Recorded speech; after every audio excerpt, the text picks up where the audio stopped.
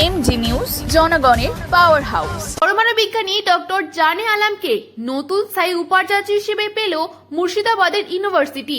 দীর্ঘদিন অভিভাবকহীন অবস্থায় ছিল মুর্শিদাবাদের বিশ্ববিদ্যালয়।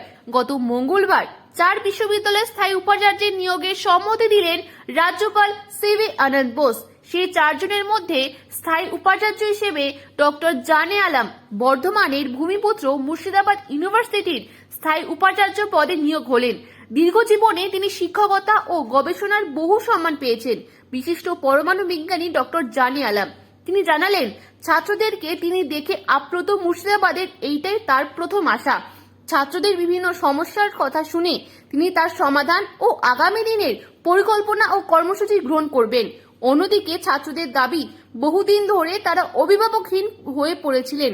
হোস্টেল থেকে শুরু করে ল্যাবের সমস্ত প্রয়োজনীয় জিনিসপত্র থেকে বঞ্চিত ছিলেন।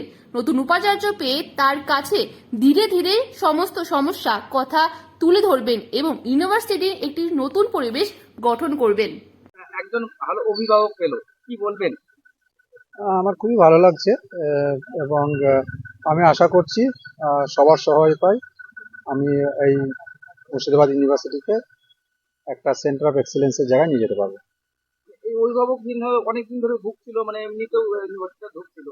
ছাত্রদের বারে বারে দাবি ছিল যে একজন আমাদের উপাচার্য আসুক এবং তিনি সমস্ত দায়িত্ব নিক এবং তাদের কম্পিটেন্ট অথরিটি যারা, তারা তো সেই দাবি এখন স্যাটিসফাই করেছেন। দেখা যাক আমরা এগিয়ে যাই। কেমন লাগছে মুর্শিদাবাদে? খুব ভালো লাগছে। মুর্শিদাবাদ, আমি একদম মুর্শিদাবাদে না হলেও মুর্শিদাবাদের খুব কাছের একদম নেবারিং ডিস্ট্রিক্টের মানুষ হয়েছে। বর্ধমান জেলায় চট্টগ্রাম থানায় মুর্শিদাবাদ জেলার প্রতি আমার একটা অন্য ফিলিং আছে, কারণ আমার যিনি মাস্টারমশাই তিনি মুর্শিদাবাদেই ছিলেন। ছাত্রছাত্রীরা আপনাদের যে সম্বোধনা জানালেন, কি বলবেন? I am overwhelmed. Thank you.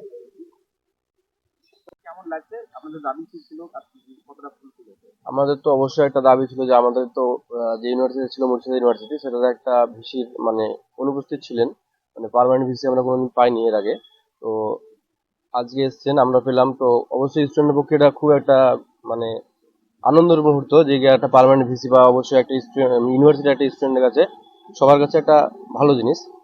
তো আমরা এই ইউনিভার্সিটির স্টুডেন্ট, তো আমরা যেভাবে পেয়েছি একটা ভিসিকে পেয়ে আনন্দিত হয়েছি। তার থেকে আমরা আরো বড় কথা যে আমাদের যে সমস্ত এত ধরনের মানে কাজগুলো মানে পড়েছিল আর কি, যেগুলো হয়নি ইউনিভার্সিটির যে সমস্ত কাজ অনেক ধরনের হয়, নানান ধরনের কাজগুলো হয়, সেগুলো কোনো কিছুই মোটামুটি হয়নি আর কি।